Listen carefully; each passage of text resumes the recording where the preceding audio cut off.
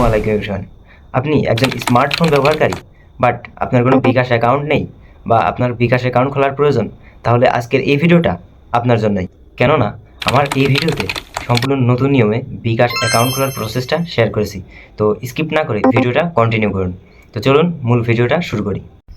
প্রথমেই আপনার মোবাইল স্ক্রিনের বিকাশের যে অ্যাপসটা যেখানে আছে এখানে এসে অ্যাপসটাকে জাস্ট ওপেন করবেন। ওপেন করার পর এখানে যে নোটিফিকেশানগুলো আছে এই নোটিফিকেশানগুলোকে অ্যালাউ করে দিবেন। তো অ্যালাউ করে দেওয়ার পর এখানে নিচের দিকে দেখেন লেখা আছে লগ ইন অ্যান্ড রেজিস্ট্রেশন। এই লগ ইন অ্যান্ড রেজিস্ট্রেশনের উপর ক্লিক করবেন। তারপরে এখানে আপনার যে নাম্বারে বিকাশ অ্যাকাউন্টটা খুলতে চান সেই নাম্বারটা দিয়ে দেবেন। এখানে নাম্বারটা দেওয়ার পর পরবর্তী অপশনে ক্লিক করবেন। তারপর এখানে আপনি কোন অপারেটর, বাংলালিংক, গ্রামীণ নাকি অন্য যেটা, তো আমি গ্রামীণ তাই গ্রামীণ দিয়ে দিলাম। এবার এখানে দুইটা অপশনের মাধ্যমে আপনি অ্যাকাউন্ট খুলতে পারবেন, জাতীয় পরিচয়পত্র, জন্ম সনদ। আমি জাতীয় পরিচয়পত্র দিয়ে দিলাম। তারপরে এখানে একটা কোড আসবে, সেটা দিয়ে অ্যালাউ করে এখানে নেক্সট করে দিবেন। তারপরে এখানে যে যে তথ্যগুলো চাই আপনি আপনার তথ্য দিয়ে দিবেন, ছেলে হলে ছেলে, মেয়ে হলে মেয়ে, বা যে যে অপশনগুলো আছে আপনারা দিয়ে দিবেন। এখানে 3টা ভেরিফিকেশন আসবে, এটাকে আপনাদের কিছুই করা লাগবে না, এটা যার মানে অটো, এটা সার্ভারে অটো হয়ে যাবে।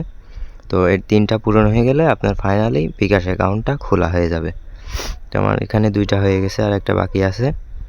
এটা হয়ে গেলে নিচে দেখেন পরবর্তী লেখা আছে, পরবর্তীতে ক্লিক করলে হয়ে যাবে। তো এখানে পরবর্তীতে ক্লিক করবেন। ক্লিক করার পর এখানে ভেরিফিকেশন কোড আসছে, এটা অ্যালাউ করে দিবেন।